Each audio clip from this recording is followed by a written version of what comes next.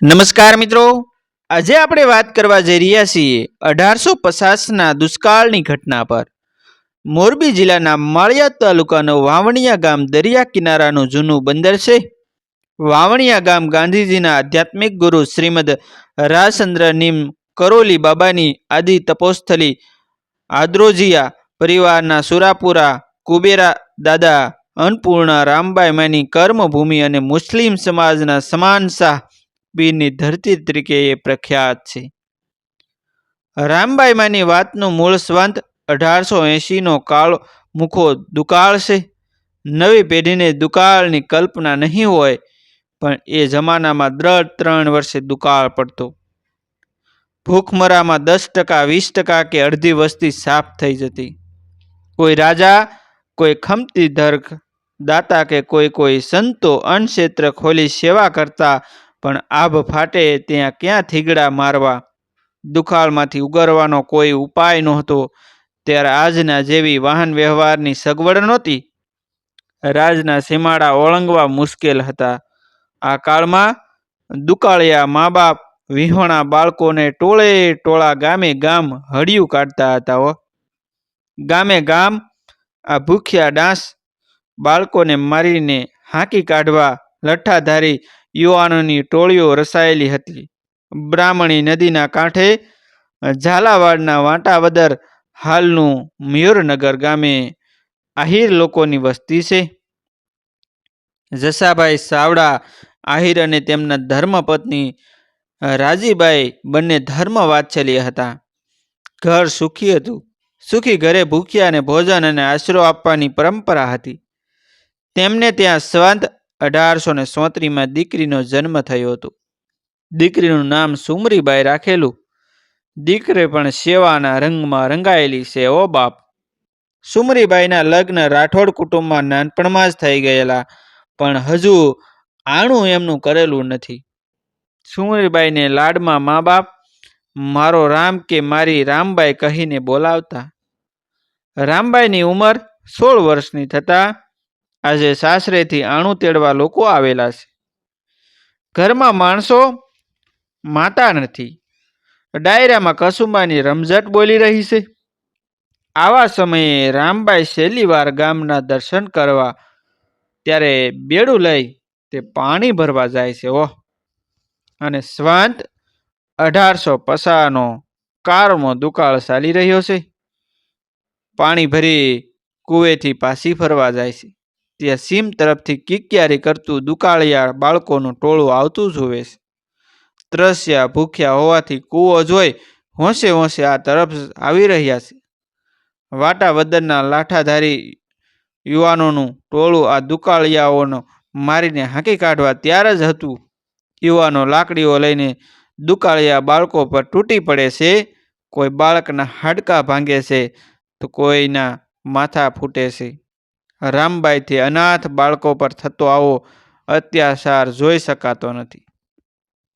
તેથી બાળકોને બસાવવા ગામના યુવાનોની સામે થાય છે અને રામબાઈને જોઈ યુવાનો શરમાઈને જતા રહે છે।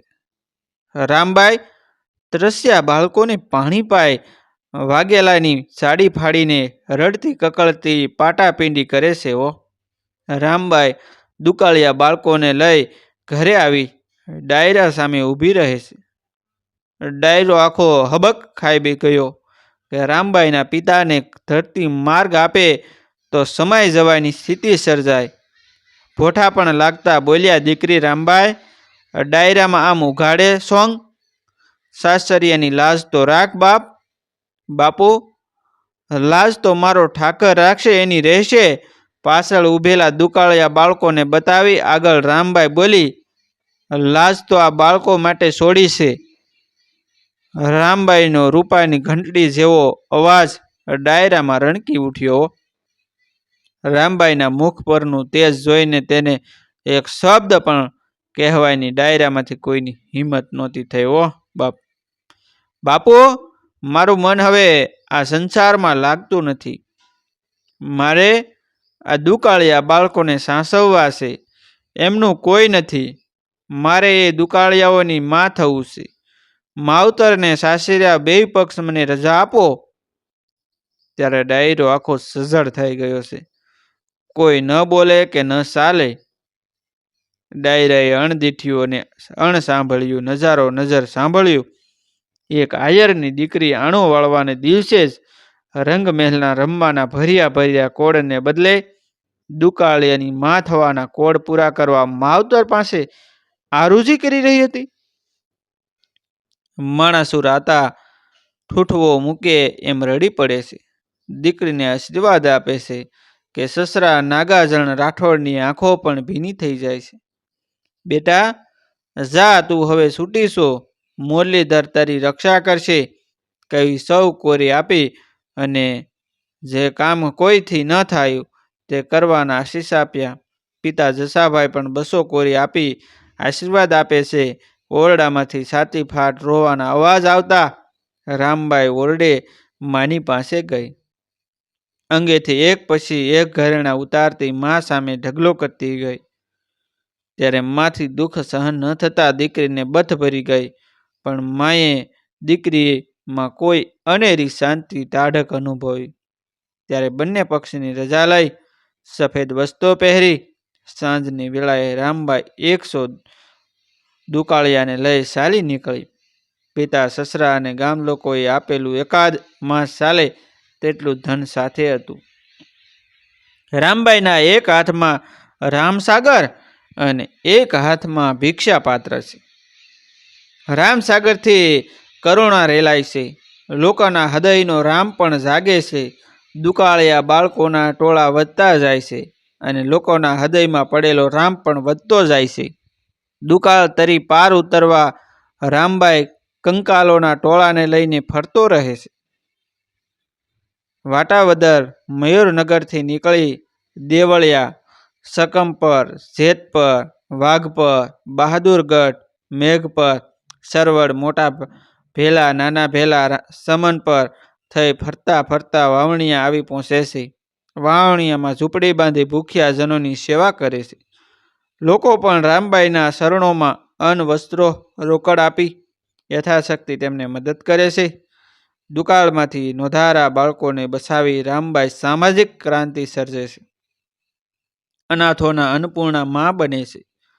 રામબાઈની ઝૂંપડીની જગ્યાએ આશ્રમ થઈ જાય છે. એક દિવસ તેઓ સાયલા પહોંચી લાલાજી મહારાજને મળે છે. લાલજી મહારાજ ઉંમરમાં તેમનાથી નાના હતા, છતાં તેમની કંઠી બાંધવાની ઈચ્છા હોવાથી લાલજી મહારાજની હાજરીમાં બોળકાવાળા કૃષ્ણદાસજીએ કંઠી બાંધી. ત્યારથી વાવણિયાની જગ્યાની ગુરુગાદી સાયલાના લાલજી મહારાજની જગ્યા ગણાય છે. અન્ય કથાનક મુજબ વાટાવદર એટલે કે મયુરનગરથી નીકળ્યા પછી રસ્તામાં કોઈ ગામે વાવણિયાના કડિયા ભંડારી કૈલાસગીરી મહારાજની ખ્યાતિ સાંભળી ભૂખ્યા બાળકોને લઈ તે વાવણિયા આવે છે. કડિયા ભંડારી શિવ મંદિર પાસે કુટીર બનાવી આપે આશરો આપે છે. તેઓ રામબાઈને અન્નપૂર્ણા સિદ્ધિ મંત્ર આપે છે અને હવે ભીખ નહીં માંગવા જણાવે છે. ત્યારે રામબાઈ કહે છે કે હું મારા માટે ભીખ નહોતી માંગતી, પણ હું ભૂખ્યા બાળકો માટે ભીખ તો માંગુ તો શું મારો જીવ પણ આપવા તૈયાર છું. મરું તોય માંગું નહીં. આપને તન કે કાજ, પરમાત્મને કાજ, મને માંગતા આવે ન લાજ. રામબાઈ કડિયા ભંડારી દાદાના ભજનો બનાવી ગાય છે. સંવત 1855માં 21 વર્ષની ઉંમરે અષાઢ સુદ બીજે કડિયા ભંડારીના શિષ્ય મંગલગીરી અને આદ્રોજા હરિગીરીની હાજરીમાં દીક્ષા લીધી હતી. 1857ના બળવા બાદ 1860માં થોડાક સ્વતંત્રીય સેનાઓ રામબાઈના આશ્રમમાં આવી તે આશરો પણ લે છે. અનાથોની અન્નપૂર્ણા રામબાઈ સંવત 1932ના મહા મહિનામાં 98 વર્ષની ઉંમરે દેવલોક પામ્યા. ત્યારબાદ જગ્યાના મહંમત પદે રામબાઈના ભાણેજ રામદાસજી આવ્યા હતા. રામદાસજી સારા કથાકાર હતા. એમના સમયમાં સરવડના દરબાર ગગુભા જગ્યાને 2 સાંતીની જમીન ભેટ આપે છે, જ્યાં સંવત 1946માં નવા મંદિર તૈયાર થતા જેમાં રામબાઈએ સ્થાપેલ મૂર્તિઓની પુનઃ પ્રતિષ્ઠા કરાઈ છે. રામદાસજી સ્વંત 1969માં 80 વર્ષની ઉંમરે પરલોક સિધાવે છે. રામદાસજી પછી ફક્ત 23 વર્ષની ઉંમરે રામરતનદાસજી સંવત 1970માં ગાદી સંભાળે છે. 27 વર્ષની ભર યુવાનીમાં તેમનું મૃત્યુ થતાં સંવત 1975માં દયારામજી ગાદીએ આવે છે. મોરબીમાં એ સમયે વાઘોજી ઠાકોર રાજકીય ગાદીએ હતા. સંવત 1999માં દયારામજી અવસાન થતાં લખીરામજી જગ્યાનો વહીવટ સંભાળે છે. હાલના નવા મંદિરનું બાંધકામ તેમના સમયમાં સંવત 2014માં થયેલું છે. લખીરામજીના અવસાન બાદ જગજીવનદાસજી જગન્નાથજી જગ્યાનો કારભાર સંભાળે છે, જેમનું મૃત્યુ હાલમાં જ 5 માસ પહેલા થયેલ છે. હાલ જગ્યાનો કારભાર કિશન મહારાજ કરીને એક છે તે ચલાવે છે. આશ્રમનું સંચાલન આહિર સમાજ કરે છે. રામબાઈમાની શાખ પૂરતો આશ્રમ આજે મોરબીના વાવણિયા ગામે ઊભો છે. નવા મંદિરમાં હાલ ઠાકર મંદિર, રસોડું, ભોજનાલય, સભાખંડ, આરોગ્ય સુવિધા, ગૌશાળા, અતિથિ વિશ્રામ ગૃહ જેવી સુવિધાઓ ત્યાં ઉપલબ્ધ છે. જય માતાજી, જય રામબાઈમાં. તો મિત્રો, આવા જ નવા જીવન ઉપયોગી, જીવનમાં કંઈક નવું કરવાની પ્રેરણા મળે, શીખવા મળે તેવા વિડીયો જોવા માટે અમારી ચેનલ સાથે બન્યા રહેજો અને તમારા અન્ય સગા સંબંધી મિત્રો સાથે અમારા આ વિડીયોને શેર કરવાનું અવશ્ય રાખજો. અમારી ચેનલની અંદર તમે પહેલીવાર વિડીયો જોઈ રહ્યા હોય તો અમારી ચેનલને સબસ્ક્રાઈબ પણ કરી દેજો, જેથી કરી અમારા આવનારા વિડીયો તમને મળી રહે. અમારા વિડીયો ખરેખર પ્રેરણાદાયક હોય છે, જાણવાલાયક હોય છે, જેથી કરી અમારી ચેનલને સબસ્ક્રાઈબ કરી દેજો.